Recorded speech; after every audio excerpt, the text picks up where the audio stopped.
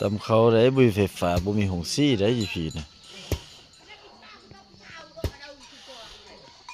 นี่ฮันถามบ้านซ่องก็เป็นแบบเพื่อนสมัยตะกี้พุ่นนะ